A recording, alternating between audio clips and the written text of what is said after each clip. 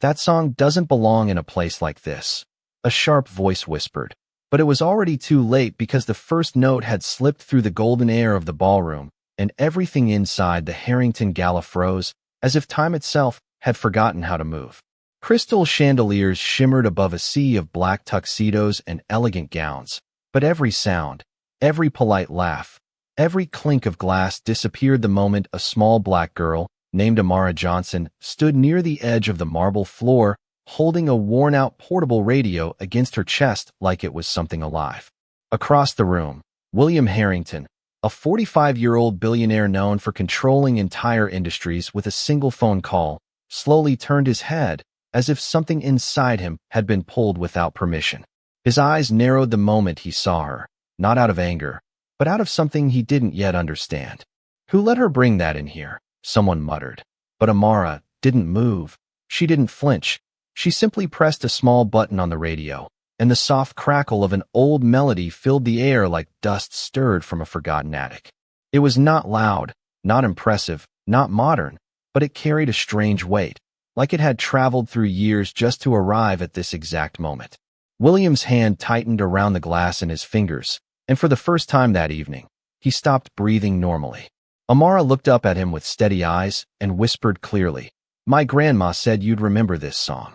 The words were soft, almost fragile, but they struck harder than anything he had heard in years. A few guests chuckled awkwardly, assuming it was some childish interruption, but William didn't laugh.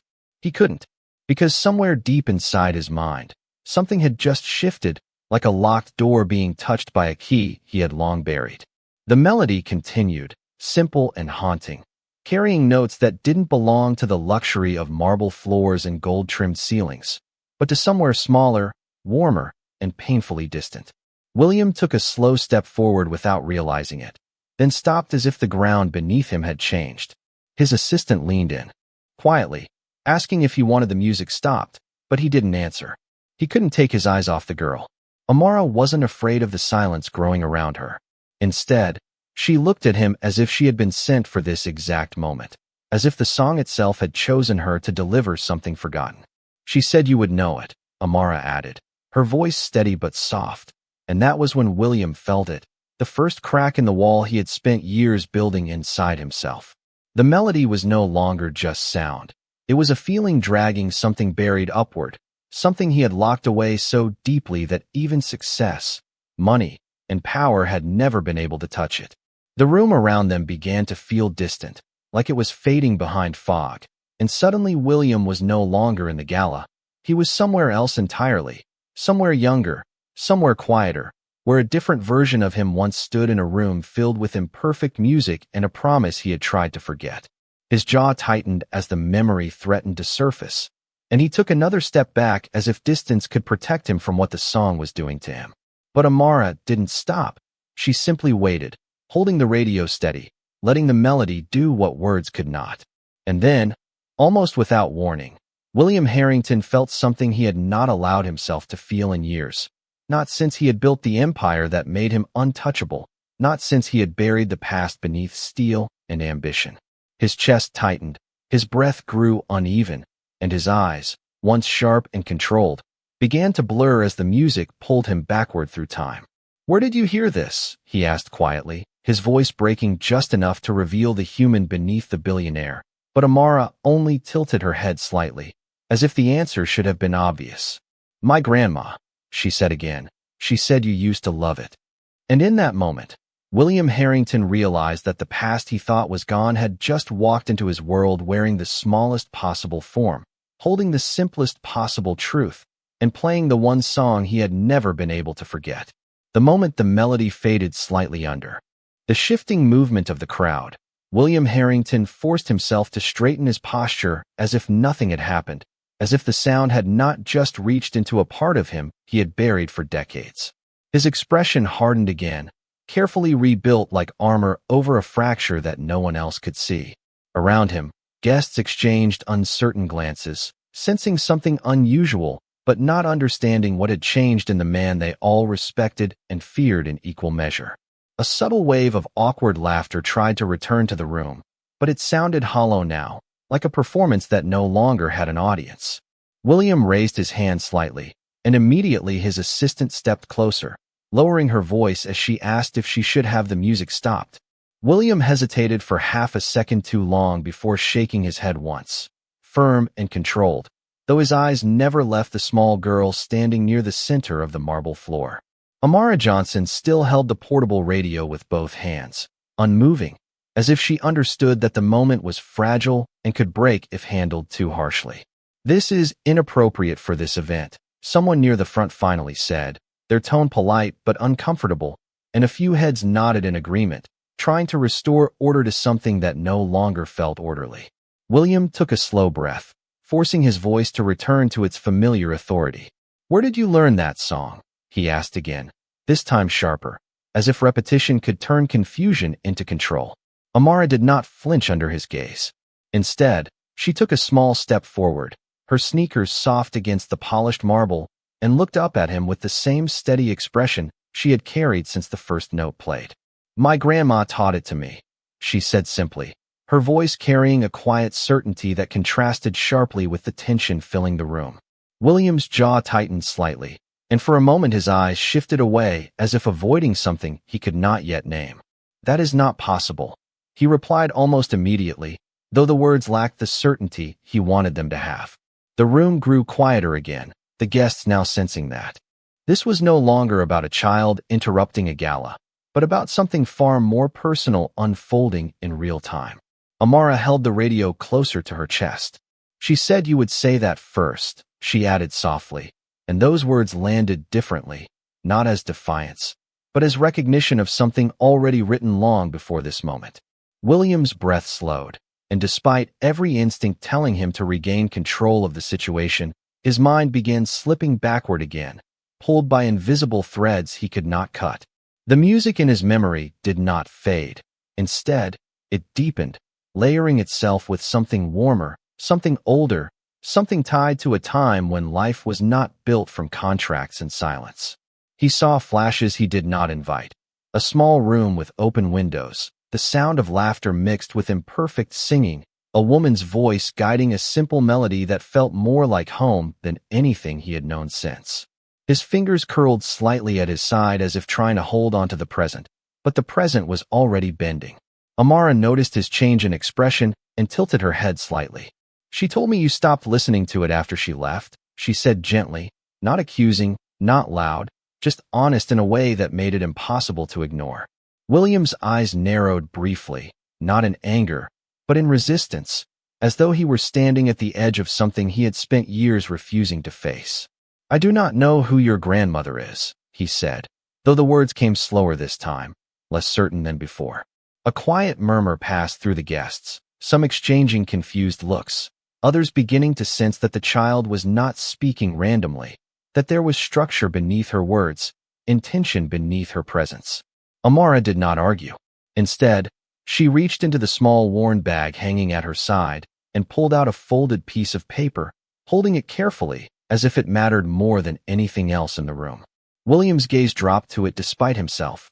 "She gave me this before she got sick," Amara said softly, stepping just a little closer, careful not to cross a boundary that she seemed to instinctively respect. William's hand tightened, again at the mention of illness, though he did not yet understand why.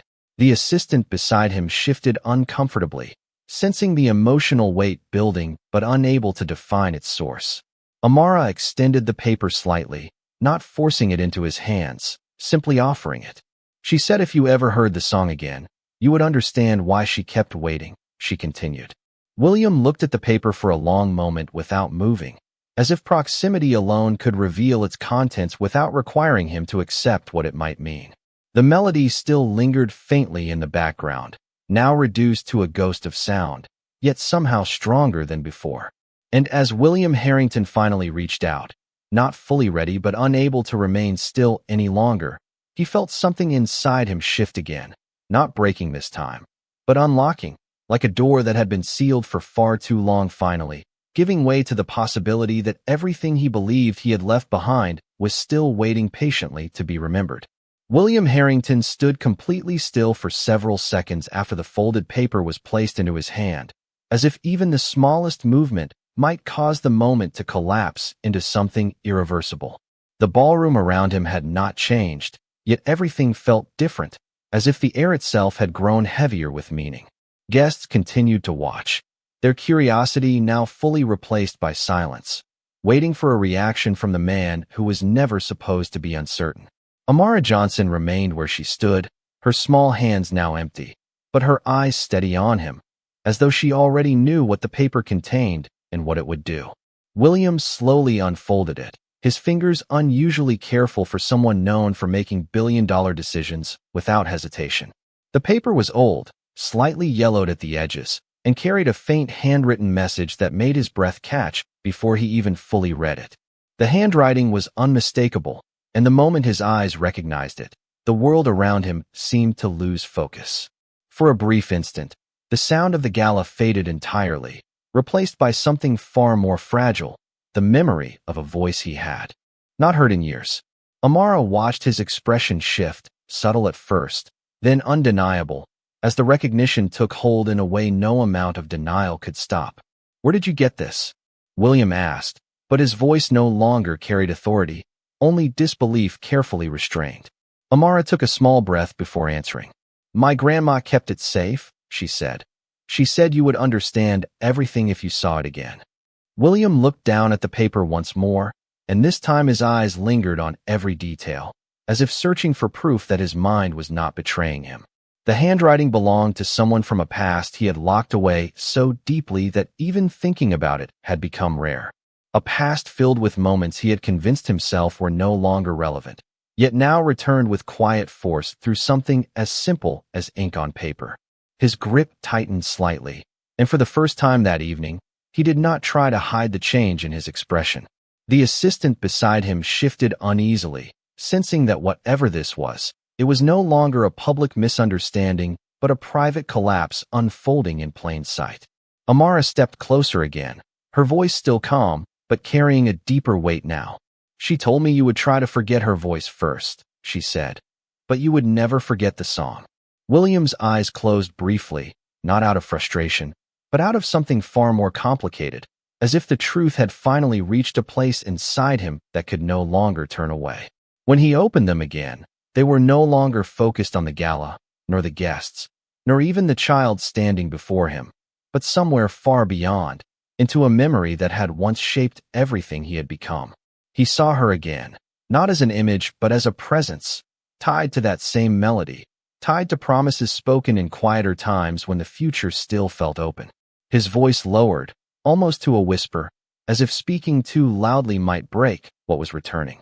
"Why did she keep this?" he asked, though the question was no longer directed only at Amara. It was directed at the years he had spent running from answers. Amara looked at him without hesitation. "Because she believed you would come back for it," she said simply, and that sentence landed heavier than anything else before it. William took a slow step backward, not because he was retreating, but because he needed space to process the reality forming around him. The folded paper trembled slightly in his hand now, not from weakness, but from the weight of recognition finally becoming impossible to deny. Around them, the gala felt distant, irrelevant, as if the entire world had been reduced to a single conversation that no one else was truly part of. William looked again at Amara, and for the first time, he truly saw her not as an interruption, not as a stranger, but as a living connection to something he thought had been lost forever.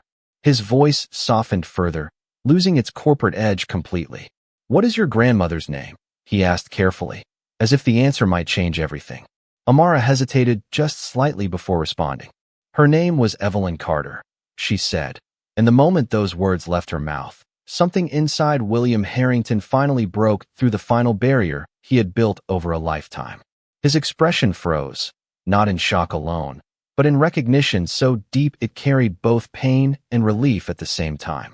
The room seemed to tilt slightly as the name settled into the air, pulling threads of memory together that had been scattered for years.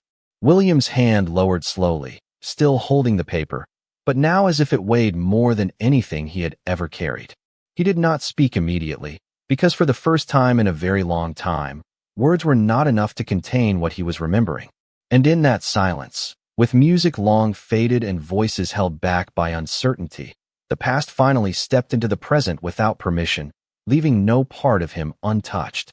The name, Evelyn Carter, lingered in the air longer than any sound that had filled the gala that evening, and William Harrington felt it settle into him like a weight he could not set down. For a moment, he did not move, did not speak, and did not acknowledge the hundreds of eyes still watching him from across the ballroom. It was as if the entire world had narrowed into a single point between his hand and the folded paper he still held. Amara Johnson stood quietly in front of him, her small frame steady, her expression unchanged, as though she was not witnessing the collapse of a billionaire's composure, but simply waiting for him to remember something he had once promised never to forget. William finally exhaled slowly, the kind of breath that seemed to carry years inside it, and when he looked at Amara again, his gaze was no longer distant. It was searching. Evelyn, he repeated softly, almost as if testing whether the name still belonged to the present. A subtle murmur passed through the guests, but no one dared interrupt.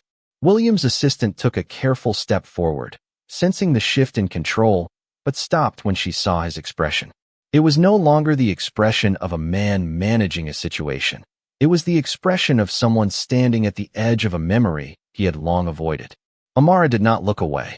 She said you would remember her voice before anything else, Amara said gently, and those words caused William to close his eyes again for a brief moment.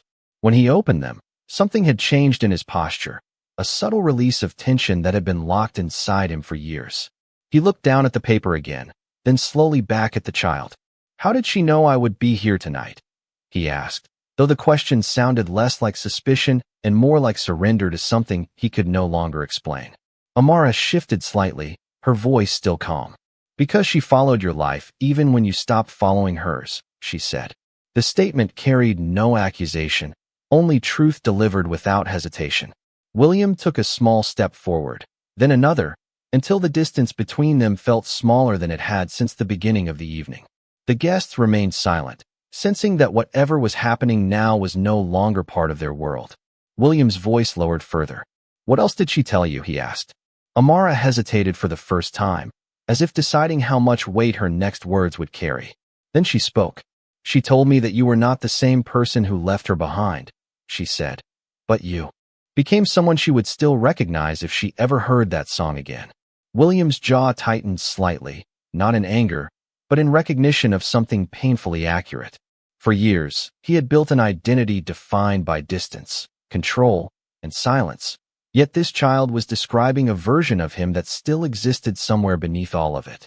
The folded paper in his hand trembled slightly as he adjusted his grip, and he finally looked away from Amara toward the vast room filled with observers who now felt irrelevant.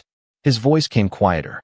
Why are you here? He asked, not as a challenge, but as a genuine attempt to understand how the past had crossed into his present so completely. Amara looked down briefly, then back up at him. Because she told me I would know when it was time, she said. William frowned slightly, not out of disbelief, but out of the realization that every answer she gave seemed to connect too precisely to things he had never spoken aloud. He turned the folded paper over once more, noticing details he had not fully absorbed before, and for the first time, the controlled exterior he had maintained for decades began to feel less stable. A faint memory surfaced again, not fully formed, but enough to shift his breathing, enough to blur the boundary between who he was now and who he had once been. Amara stepped back half a step, giving him space, but never breaking eye contact. She did not ask me to bring you here, Amara added softly. She asked me to remind you. Those words seemed to echo louder than anything else in the room. William slowly lowered the paper, his eyes fixed now on the child rather than the past. Remind me of what? He asked, though deep down he already feared he knew the answer. Amara did not answer immediately. Instead, she reached into her pocket and pulled out something small, carefully held between her fingers. When she raised it slightly, William's entire expression changed again, not gradually this time, but all at once, as though the final missing piece of a long-sealed memory had just been placed in front of him. The object was simple, worn by time, but unmistakably tied to a life he had left behind. William's voice caught slightly as he whispered, "Where did you get that?" And in that moment, with music long gone and the ballroom frozen in silent anticipation, The truth that had been approaching him all evening finally stood directly in front of him, waiting for him not to escape it this time, but to remember it completely. The moment William Harrington saw the small worn object in Amara Johnson's hand, everything around him seemed to lose its structure, as if the ballroom, the guests, the chandeliers, and even the air itself had been pulled into a quieter dimension where only memory still had weight. He did not reach for it immediately. Instead, his hand remained suspended in hesitation, as though touching it might confirm that the past he had carefully sealed away was no longer contained. Amara held it gently, waiting, not pressing forward, but not withdrawing either, and that calm patience felt more powerful than any demand. William's voice came out lower than before, stripped of the authority he usually wore like armor. "I have not seen that in many years," he said slowly, each word carrying a sense of disbelief mixed with recognition. The assistant beside him shifted uncomfortably, glancing between William and the child, sensing that the situation had moved far beyond anything procedural or social. The guests in the ballroom remained silent, their curiosity now replaced with an almost instinctive understanding that they were witnessing something private unfold in a public space. Amara finally spoke, her voice steady but gentle. She kept it because she said it was the only thing you ever gave her that did not change with time, she said. William closed his eyes briefly at those words, and when he opened them again, his expression had softened in a way that made him look less like a billionaire and more like a man standing in front of a truth he could no longer negotiate with. He took a slow step forward, and this time Amara did not step back. Instead, she carefully placed the object into his hand. The moment their fingers briefly touched, William inhaled sharply, not because of shock, but because of recognition so deep it bypassed thought entirely. The object felt ordinary in shape, yet it carried the weight of years he had refused to revisit. He turned it over slowly in his palm, as if expecting it to change or disappear, but it remained real. "She never told me if you would actually come back," Amara said quietly, watching his reaction closely. William's throat tightened slightly as he tried to respond, but for a moment no words came. Instead, his mind continued to pull fragments from places he had locked away, fragments of conversations, promises, and a version of himself that once believed time would never separate him from certain people. He opened his eyes fully again and looked at Amara, not as a stranger anymore, but as a living extension of a story he had once been part of. "Where is she now?" he asked finally, though the way he asked it suggested he was not prepared for any answer that might follow. Amara's expression changed subtly, not into sadness alone, but into something more complex, something that carried both respect and weight. "She cannot come here," she said softly, "but she wanted you to hear the song again before you knew why it mattered." William's grip tightened slightly around the object in his hand, and he looked down at it again as if trying to understand how something so small could carry so much unfinished meaning. The music from earlier no longer played, yet in his mind it lingered faintly, echoing against memories he had long buried under years of distance and ambition. He slowly exhaled, and when he spoke again, his voice was quieter than before. "I thought I had left all of that behind," he admitted, not to the room, not to the guests, but to himself more than anyone else. Amara tilted her head slightly, her gaze unwavering. "She said you did not leave it behind," she replied. "You just stopped listening to it." Those words settled into the silence with unexpected clarity, and William felt something inside him loosen, not fully breaking, but no longer resisting the surface. He looked around the ballroom briefly, seeing it now as something distant and unfamiliar, as if the life he had built had been standing over another life he had abandoned without fully realizing it. The assistant took a cautious step forward again, as if trying to reintroduce order, but William raised his hand slightly, signaling her to stop. It was a simple gesture, but it carried finality. Then he looked back at Amara and said softly, "Why now?" Amara did not answer immediately. Instead, she glanced down at the object in his hand, then back up at him. "Because she said you would finally be ready to remember what you chose to forget," she said. The words were not spoken as judgment, but as confirmation of timing that had nothing to do with chance. William stood there for a long moment, unmoving, as if the entire weight of his life had narrowed into this single exchange. Then, slowly, He lowered his gaze again, not away from Amara, but toward the object he was still holding. His expression shifted subtly, no longer resisting, no longer trying to maintain distance from what was unfolding. For the first time that evening, he did not look like a man trying to control a situation, but like someone standing at the edge of understanding something far larger than himself. And in the quiet that followed, with the ballroom still frozen in uncertainty, William Harrington finally took a step not backward, not away, but forward, toward the memory that had been waiting all along for him to return. William Harrington remained still for several seconds after taking that small object fully into his possession, as if confirming once more that it was not an illusion created by memory, but something physical that had survived time, distance, and silence. The ballroom around him felt increasingly irrelevant, its elegance reduced to background noise that no longer carried meaning. Conversations had stopped entirely now, replaced by a collective stillness that spread across the guests like an unseen signal that something irreversible was unfolding. Amara Johnson stood a few feet away, her posture relaxed but attentive, as if she had already delivered what she came to deliver and now only needed to witness what it would become.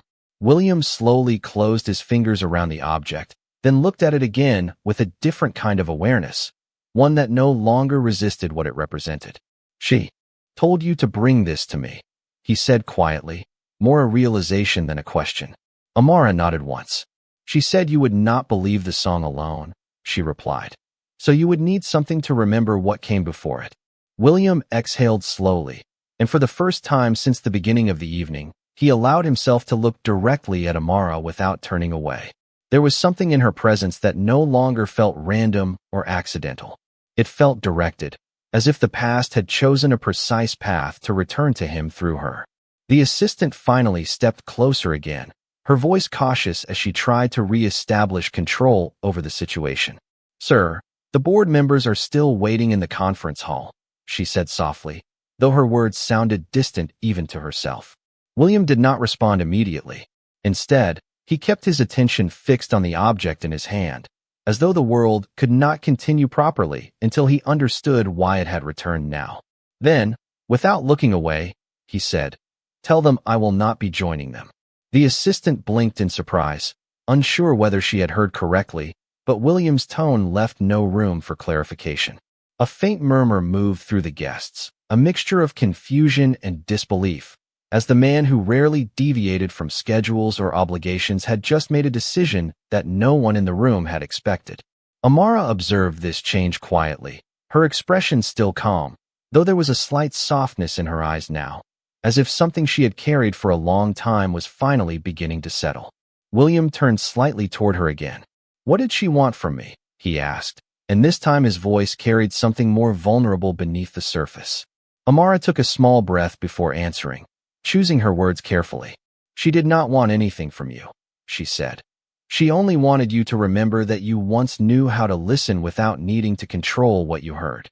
Those words landed deeply, and William's grip on the object loosened slightly, as if the truth of them had changed the way he held everything else in his life. He looked down at it again, then slowly closed his eyes. For a brief moment, in that silence, the memory returned more clearly than before, no longer fragmented or distant, but structured, alive, and undeniable. He could hear the melody again, not from the radio, but from a place within himself that had never fully gone silent. When he opened his eyes, he looked older somehow, not in age, but in awareness. "I stopped listening a long time ago," he admitted quietly, the words barely above a whisper, yet heavy enough to shift the atmosphere in the room. Amara did not respond immediately. Instead, she simply stood there, allowing him the space to reach that conclusion on his own. The guests remained frozen, unsure whether they were witnessing a personal revelation or the beginning of something far larger than any of them understood. William finally took a slow step forward, closing the distance between himself and Amara. "Why did she wait so long?" he asked, not demanding, but searching. Amara looked up at him steadily. "Because she believed that when you heard the song again, you would not just remember her," she said. "You would remember yourself before you became someone else." William's expression tightened slightly at those words, not in resistance, but in recognition of their accuracy. For a moment, He said nothing, and the silence between them felt fuller than any conversation. Then he looked around the ballroom once more, not as a man surveying a celebration, but as someone seeing the structure of his life from a distance for the first time. Everything that had once defined him suddenly felt less permanent, less absolute. He turned back to Amara. "Where is she now?" he asked again. But this time the question carried a different weight, no longer about location, but about understanding what remained unresolved. Amara lowered her gaze briefly, then answered with quiet certainty. "She is where she has always been, waiting for you to notice what never left," she said. William absorbed those words without interruption. The object in his hand no longer felt like a burden or a mystery, but like a bridge between two lives he had once believed could never meet again. Slowly, he looked down at it one final time, then back at Amara, and something in his expression softened completely. The distance that had defined him for so long, the distance between past and present, between control and memory, between silence and truth, no longer felt stable. And in the quiet that followed, William Harrington stood not as a man holding on to his life, but as someone finally beginning to understand what it meant to return to it. William Harrington stood near the center of the ballroom, as though the floor beneath him had changed into something unfamiliar, something quieter and more honest than marble and gold. The object still rested in his hand, small enough to fit in his palm, yet powerful enough to undo years of carefully arranged distance. Around him, the gala had not disappeared, but it no longer seemed to belong to the same reality. The guests remained where they were, silent and uncertain, watching him as if they had stepped into the middle of a private moment they were never meant to witness. Amara Johnson was still only a few feet away, her shoulders relaxed, her gaze steady, her presence calm in a way that made the entire room feel even more unsettled. William looked at her for several long seconds without speaking, then finally asked, "Did she tell you anything else?" His voice was soft now, stripped of its old certainty. Amara nodded slowly. "She said you would not need every answer right away," she replied. "But you would need to know that she never stopped believing you would come back." William lowered his eyes briefly, and for a moment the room felt suspended inside his silence. He had spent so many years making decisions quickly, moving conversations forward before they could touch anything fragile. But this was different. This was not a boardroom, not a contract, not a deal that could be managed by force of will. This was memory, and memory did not obey him. He turned the object over once more in his hand, studying its shape as if trying to hear the story it carried. Then he looked back at Amara. "Why are you telling me this now?" he asked, though the answer was already forming in him before she spoke. Amara took a small breath. "Because my grandma said you could not understand the song until you understood who it belonged to," she said. The words settled into the silence with unexpected force. William's expression shifted again, not dramatically, but enough to show that something had reached the center of him. He glanced toward the distant edge of the ballroom where the musicians had stopped playing completely, as if even the instruments knew they had already served their purpose. The guests were still waiting, not out of politeness now, but out of the instinct that something important was unfolding and they should not interrupt it. William slowly extended the object back toward Amara for a moment, then stopped, his fingers curling around it again as if he could not yet let it go. "She wanted me to remember her," he said quietly, more to himself than to anyone else. Amara looked up at him with the same unwavering composure she had carried from the beginning. "She wanted you to remember that she was never just the woman in the song," she answered. "She was the person who believed you would still hear it one day." William absorbed that in silence. The words did not strike like a sudden revelation. Instead, they moved through him with the slow certainty of something true finally being allowed to speak. He had not expected the evening to become this, had not expected a child to arrive carrying a fragment of his past and place it in front of him with such quiet confidence. Yet there it was, impossible to dismiss, impossible to reduce to coincidence. He looked around the room again, and for the first time the glittering ballroom seemed less like a triumph and more like a place built on top of unfinished stories. His jaw tightened slightly as he exhaled. "I need to know where she is," he said, and the sentence came out with a softness that revealed more than he intended. Amara did not answer immediately.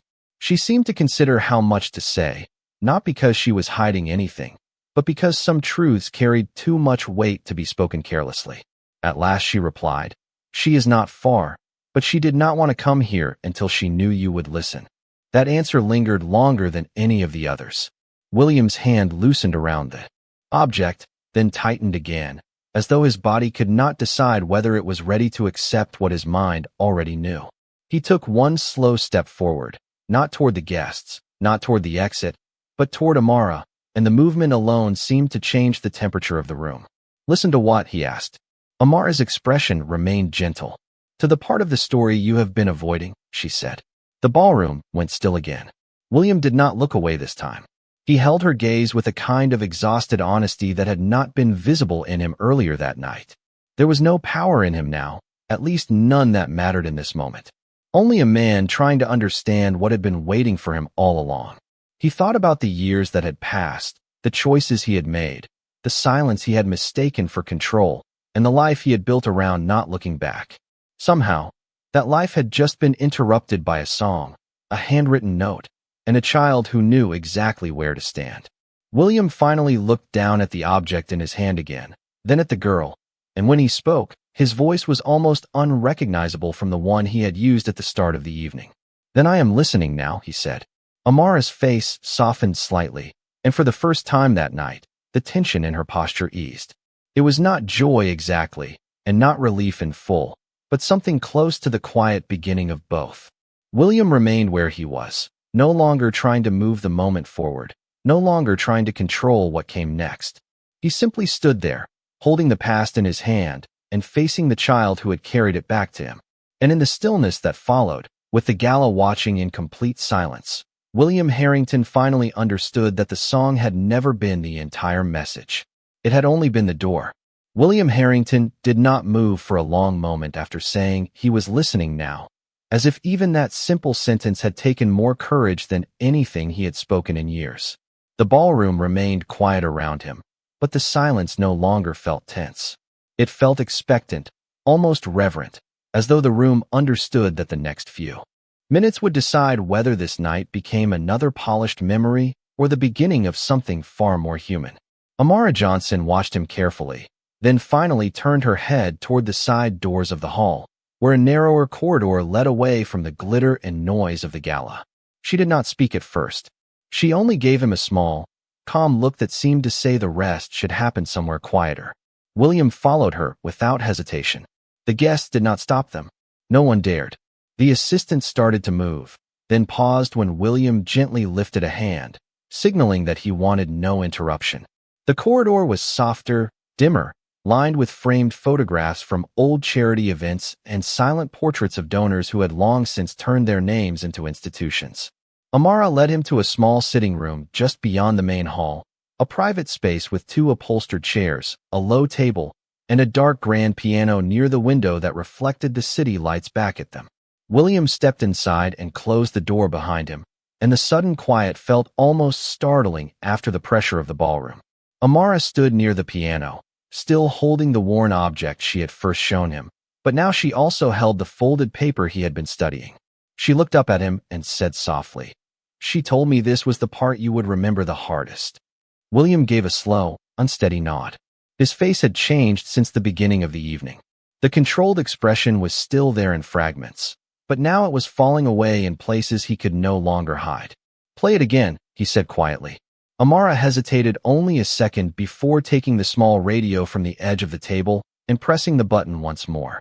The melody returned, softer this time, stripped of the crowd and the glitter, and it filled the room with a tenderness that made William lower his eyes. He listened at first without moving, then slowly sat down in one of the chairs, as if his body had finally understood it could no longer carry the weight of standing. The song was simple, but each note seemed to open another corridor in his memory. He saw, not in flashes now, but with painful clarity, a warm kitchen, a single lamp, a window left cracked open for summer air, and a woman sitting with her hands folded in her lap while she sang this exact tune with a smile so quiet it almost disappeared at the edges. William swallowed hard. His breathing changed. Amara noticed immediately, but she did not interrupt. She only waited. The final part of the melody reached the room, and William suddenly closed his eyes. When he opened them again, They were glossy, and the strength he had spent a lifetime perfecting had finally begun to loosen. "She used to sing that to me," he said, his voice low and unsteady. Amara answered with the same calm certainty she had carried all evening. "She said you sang it back badly, but you always tried." That small detail was enough to crack through the last layer of composure. William let out a broken sound that was almost a laugh and almost a sob at the same time. He looked down at the folded paper in his hand, then at the little girl standing before him, and everything in his face changed at once. The memory was no longer abstract. It had a place now, a voice, a face, a reason for existing. He slowly unfolded the paper again, and this time he noticed what he had missed before.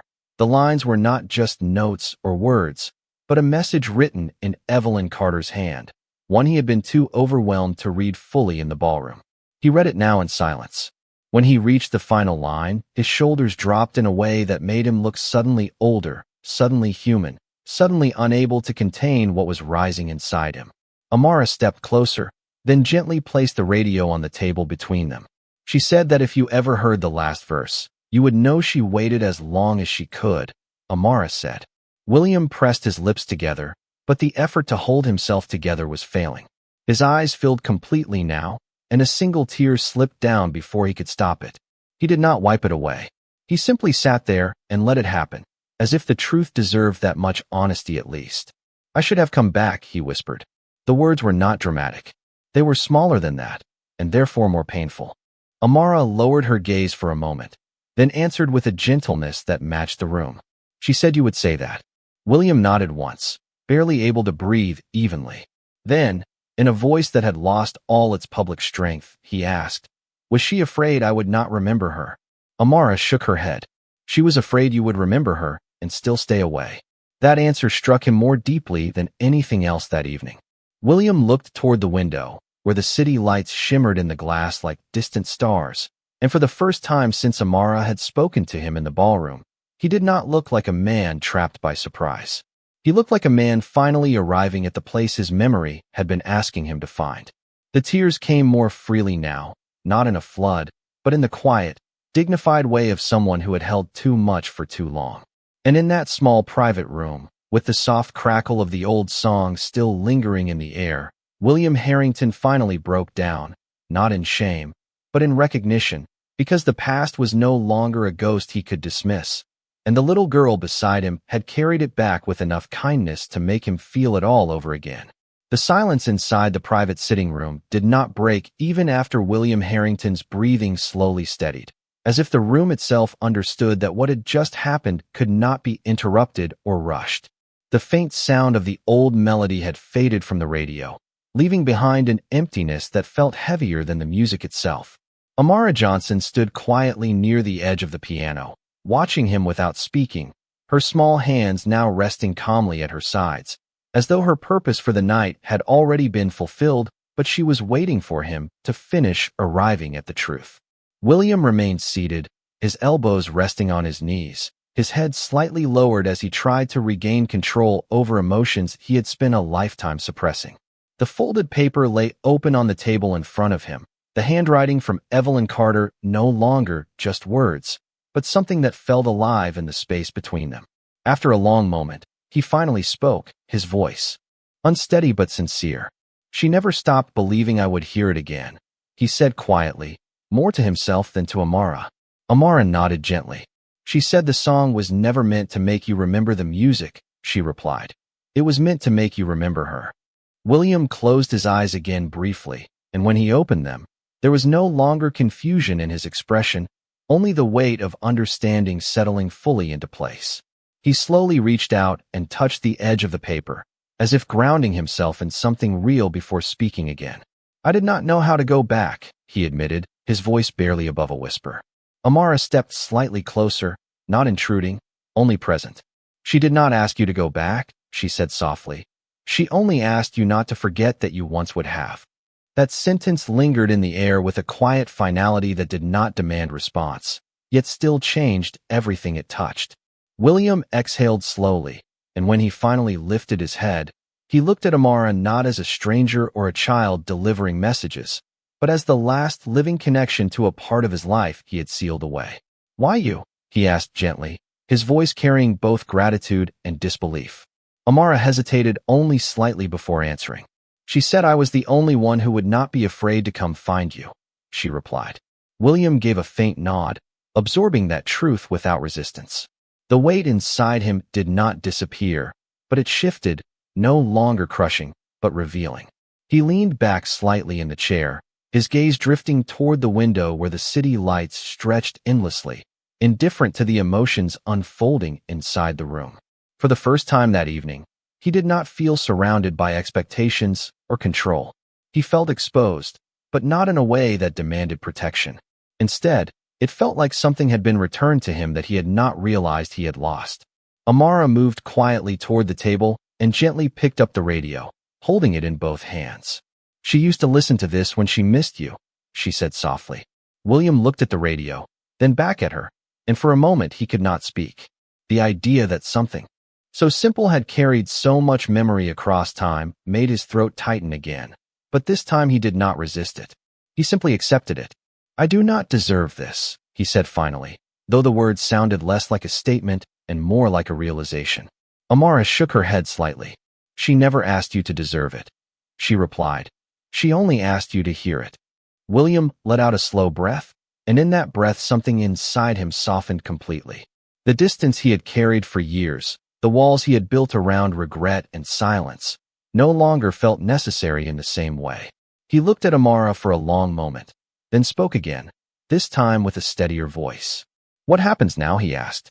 Amara looked at him calmly, then said, now you decide if the song ends where you stopped listening, or if it continues where she kept it alive. The words settled deeply, not as instruction, but as possibility. William stood slowly, his movements no longer heavy with resistance, but careful, as if every action now carried meaning he had once ignored. He walked toward the piano and placed the folded paper gently on top of it, as though acknowledging something that could no longer be undone. Then he turned back to Amara. I want to understand everything, he said quietly. Amara nodded once, as if that answer was expected all along. The room remained still, the city outside continuing its distant rhythm, but inside that quiet space, something fundamental had shifted. William Harrington was no longer only the man the world knew. He was someone standing at the edge of a memory that had finally found its way back, and for the first time in many years, he was no longer trying to turn away from it.